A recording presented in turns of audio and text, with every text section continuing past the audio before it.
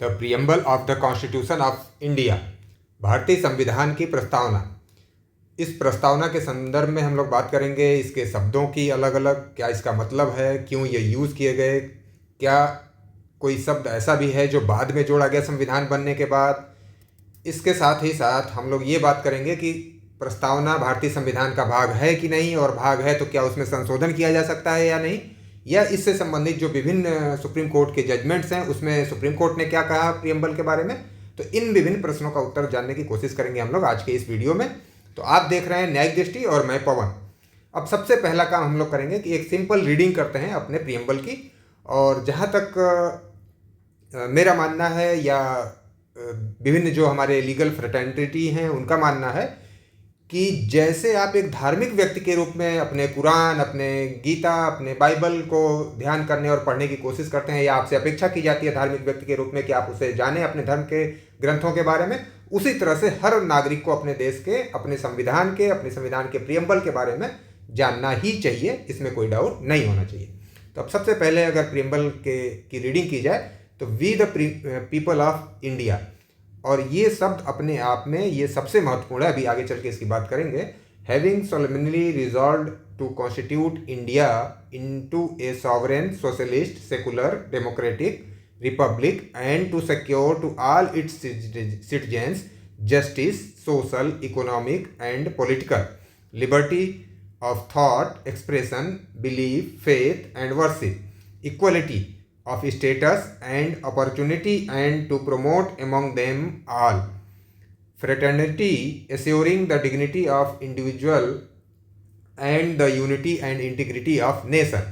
In our Constituent Assembly, this 26th day of November 1949, to hereby adopt, enact and give to ourselves this Constitution.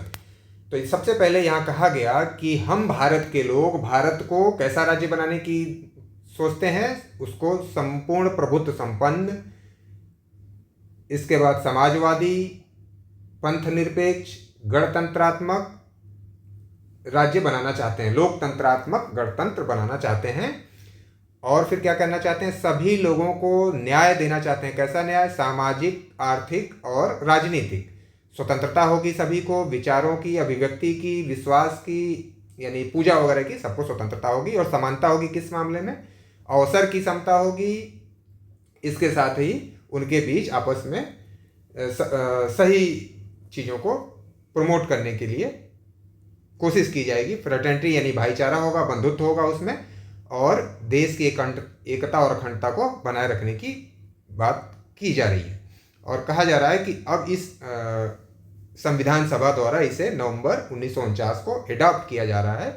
तो अब इसके बारे में, इसके शब्दों के बारे में जानने की कोशिश करें हम लोग, और क्या इसका मतलब है और इसको किस रूप में यहाँ पे लिखा गया है, इसको जानने की कोशिश करेंगे। तो सबसे पहले अगर हम परिचय की बात करें तो किसी भी बुक में आपने देखा होगा कि उसके पहले एक उस बुक के बारे में लिखा जाता है कि हमने ये बुक किस उद्देश्य से लिखा है, इस बुक में आगे क्या क्या बातें की गई हैं, और उस बुक में उस भाग को हम कहते हैं प्रस्तावना, उद्देशिका या introduction.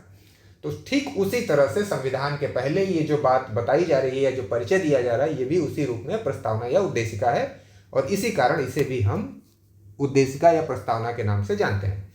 Introduction to a book called preface और preamble. The preamble is the introduction of the Indian constitution, यानी उसका परिचय है। ये उसको बताता है कि हम आगे कॉन्स्टिट्यूशन में क्या चाहते हैं, हमने क्या क्या आगे लिखा हुआ है। It tells us what the Constitution is all about, its ideals, objective and philosophy, यानी उसके आदर्श क्या है, उसके उद्देश्य क्या है और पूरा उसका दर्शन क्या है। तो यही सारी बातें यहाँ पे बता दी गई नटसेल में कि हम आगे क्या चाहते हैं और हमने क्या क्या लिखा है। Text of the preamble. Date of adoption, यानी टेक्स्ट हम लोगों ने ऊपर पढ़ लिया। डेट ऑफ एडॉप्शन क्या है इसका? 26 नवंबर 1949। और डेट ऑफ इन्फोर्समेंट की बात की जाए तो ये कब इनटू इफेक्ट हुआ? On 26 January 1950।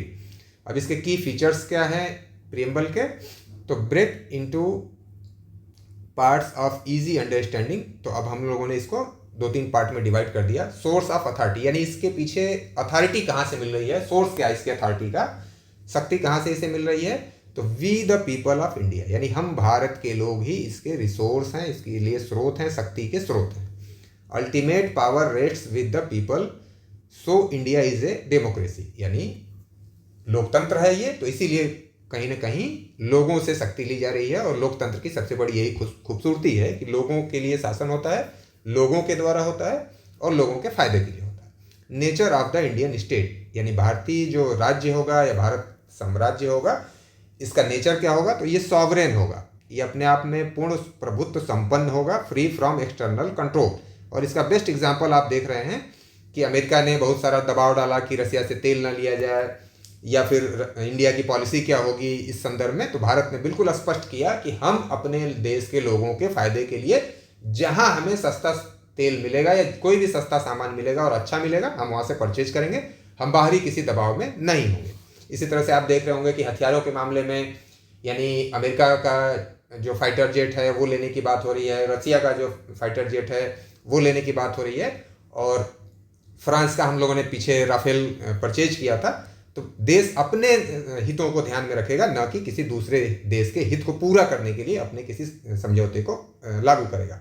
सोशलिस्ट, समाजवाद, यानी समाजवाद का मतलब economic justice, reduction of inequality, यानी असमानता को दूर करना और आर्थिक न्याय करना सभी के साथ। यानी आप कहें कि रिसोर्सेज को हम समान वितरण के रूप में रखेंगे, ना कि इसका एक जगह सेचुरेशन हो जाए या एक ही व्यक्ति के पास सारे धन धान्य इकट्ठा हो जाए। हम ऐसी कोशिश करेंगे कि ऐसा न हो, लेकिन व्यवहार में आप देखेंगे तो ऐसा हो रहा है और निश्चित रूप से होगा। ये आप इसको रोक नहीं सकते। अगर आप बिल्कुल इक्वल डिवाइड करने की कोशिश करेंगे तो फिर हमारी जो इकोनॉमी है वो चल नहीं पाएगी। ये कहने में अच्छा लगता है सोशलिस्ट वर्ड, देखने में अच्छा लगता है, लेकिन वास्तविकता के धरातल पे ये संभव नहीं है। सेकुलर, अब सेकुलर वर्ड पहले आपके ओरिजिनल कॉन्स्टिट्यूशन में नहीं था, सोशलिस्ट वर्ड भी कॉन्स्टिट्यूशन में नहीं था। ये दोनों वर्ड कब डाले गए? 42वें संविधान संशोधन द्वारा 1976 में जोड़े गए।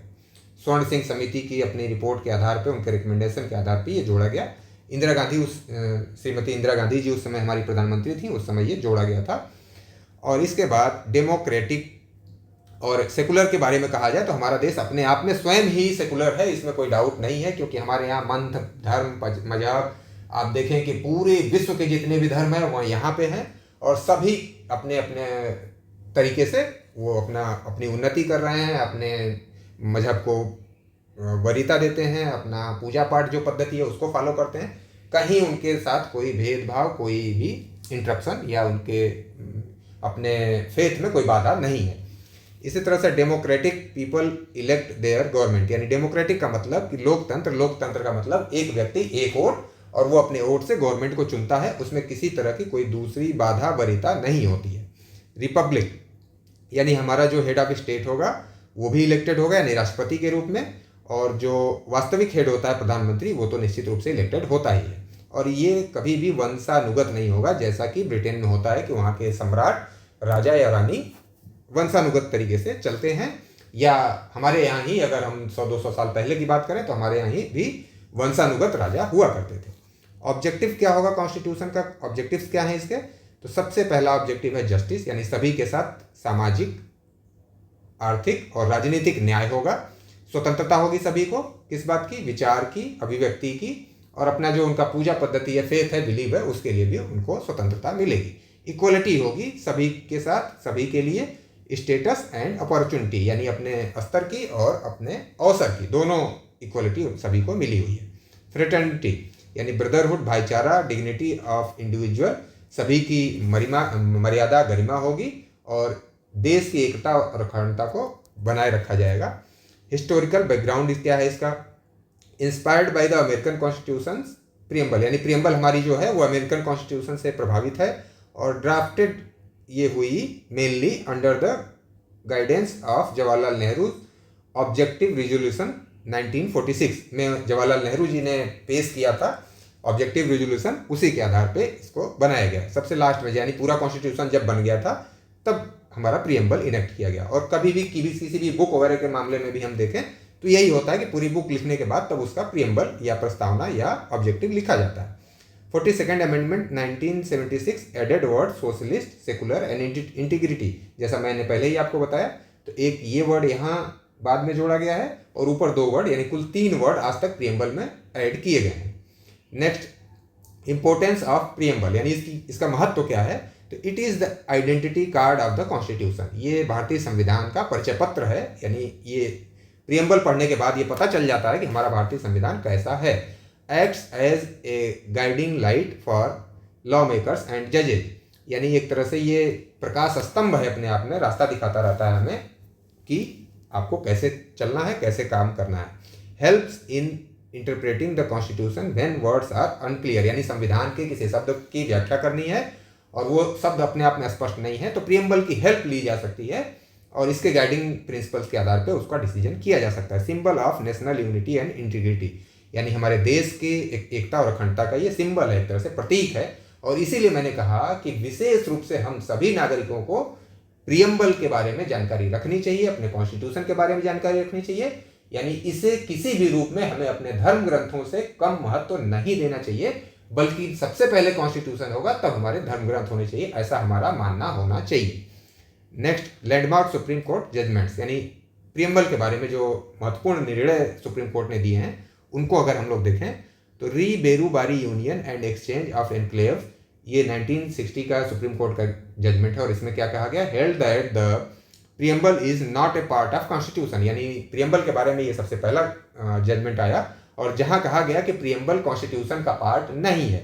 फिर दूसरा जजमेंट इसको लेकर के आया, Kesavananda Bharati versus state of Kerala, 1973 का जजमेंट है और इसमें कहा गया कि preamble is part of the constitution but not a source of power, यानी इसके पावर का सोर्स नहीं है लेकिन ये कॉन्स्टिट्यूशन का पार्ट है। It can be amended but subject to the doctrine of basic structure, तो यानी बेरूबारू में कहा गया कि उसका पार्ट नहीं है इसलिए अमेंडमेंट नहीं हो सकता और फिर केशवानंद भारती में कहा गया 13 साल बाद कि ये कॉन्स्टिट्यूशन का पार्ट है और इसमें अमेंडमेंट भी किया जा सकता है, लेकिन बेसिक स्ट्रक्चर को ध्यान में रखते हुए ही अमेंडमेंट किया जा सकता है। यानी बेसिक स्ट्रक्चर जो कॉन्स्टिट्यूशन का है, मूल ढांचा जो है, उसे नष्ट नहीं किया जा सकता। LIC ऑफ इंडिया केस में क्या कहा गया 1995 में, preamble is the integral part of the constitution and identity card of the constitution. अभी जैसा ऊपर हम लोगों ने देखा कि identity card of the constitution है तो वो इसी केस से लिया गया और इसे कॉन्स्टिट्यूशन का पार्ट माना गया। IC Golaknath versus state of Punjab, ये 1967 का सुप्रीम कोर्ट का जजमेंट है और इसमें जस्टिस सुब्बा राव जी ने क्या कहा कि preamble contains in a nutshell its ideal and aspirations, यानी हमारे आदर्शों और आकांक्षाओं का ये एक सार है जहाँ से हमें पूरा पता चल जाता है कि इसके जो फ्रेमर्स थे, इसके फादर और मदर्स थे, उन्होंने क्या चाहा, उनकी क्या इच्छाएं थी, उनकी क्या आकांक्षा थी, पूरा यहीं से पता चल जाता है। तो ओवरऑल इस जजमेंट के माध्यम से, यानी इन जजमेंट्स के माध्यम से हम लोगों को ये पता चला कि प्रियम्बल की इंपॉर्टेंस क्या है, क्या इसमें अमेंडमेंट हो सकता है, नहीं हो सकता है, ये पार्ट है कॉन्स्टिट्यूशन का या पार्ट नहीं है। अब इसके बाद कुछ एग्जाम्पल्स की हम लोग बात करें अगर, तो ये मैं आप लोगों को होमवर्क देता हूं कि आप चैट बॉक्स में लिख करके मुझे बताएंगे कि which word in the preamble ensure that you can practice any religion freely. अब ये आप चैट बॉक्स में मुझे लिख करके बताइए कि इसके लिए कौन सा वर्ड यूज किया गया है। फिर दूसरा क्वेश्चन आप ही के लिए है, आप ही बताएंगे which word guarantees that no king और क्वीन कैन रूल इंडिया, यानी प्रियम्बल का कौन सा शब्द ऐसा है जो हमें धर्म की स्वतंत्रता देने की बात करता है। दूसरा जो क्वेश्चन है वो कि हम भारत में क्वीन या किंग के रूल की बात नहीं करते हैं, तो ये कौन सा शब्द है। फिर तीसरा क्वेश्चन आपका real life example of justice, liberty, equality, fraternity, यानी इन चारों शब्दों के लिए आप अपने जीवन के व्यवहारिक उदाहरण दे करके चैट बॉक्स में मुझे बताएं। तो अगर ये वीडियो आपको अच्छा लगा और लगता है आपको कि इस तरह के वीडियो आपको मिलने चाहिए, देखने चाहिए, तो आप चैनल को सब्सक्राइब कर लें और इस वीडियो में कोई सुधार होना चाहिए, कोई सुझाव है आपका तो वो भी आप चैट बॉक्स में लिख करके बता सकते हैं और इसके बाद इसे आप लाइक शेयर करें ताकि दूसरे भी इससे लाभान्वित हों। धन्यवाद। अब कंक्लूजन की बात करें अगर हम लोग, तो सिंपल वही बात जो ऊपर हम लोगों ने की, the preamble is soul and vision of the constitution, वो ऊपर जो बातें हुई हैं उसी को आप लास्ट में कंक्लूजन के रूप में लिख सकते हैं। Embodies the dreams of the founding fathers, यानी उनके जो स्वप्न थे, जो उनकी आकांक्षाएं थी, वो इससे प्रतिबिंबित होते हैं। If constitution is the body, preamble is heart, यानी अगर हमारा संविधान जो है शरीर है तो प्रियम्बल उसकी आत्मा है। इस तरह के शब्दों से अगर कंक्लूजन किया जाए तो ये अच्छा आंसर माना जाता है। अब अगर आप यूनिवर्सिटी के एग्ज़ाम में इसे 20 मार्क्स के क्वेश्चन के लिए आंसर करना चाहते हो तो आपको कंक्लूज़न और इंट्रोडक्शन लिखना है, ये अच्छी बात है। केस लॉ भी लिखना है। लेकिन अगर आप जुडिशरी का एग्ज़ाम देना चाहते हैं, वहाँ इस तरह के आंसर आपको अगर करने हो तो आपको जुडिशरी के एग्ज़ाम में चूँकि बहुत से क्वेश्चन आपको लिखने होते हैं और मोस्ट प्रोबेबली 20 मार्क्स के क्वेश्चन कम ही आपके पास होते हैं, तो आपके लिए कंक्लूजन या इंट्रोडक्शन जैसी कोई हेडिंग डाल करके इस तरह से लिखना आवश्यक नहीं। तो इसका ध्यान रखते हुए आप आंसर करेंगे तो आपको अच्छे से अच्छे मार्क्स मिलेंगे। और एज इट इज़ जैसी हेडिंग्स वगैरह इसमें दी गई हैं उसी तरह से आप जुडिशरी के लिए भी और यूनिवर्सिटी के लिए भी लिख सकते हैं। डिफरेंस ये होगा कि अगर क्वेश्चन छोटा है तो आप बिल्कुल हेडिंग ही केवल लिखें, एक एक लाइन लिख दें, और अगर 20 मार्क्स का क्वेश्चन है तो फिर आप डिटेल में लिखेंगे। ये डिफरेंस होगा। धन्यवाद।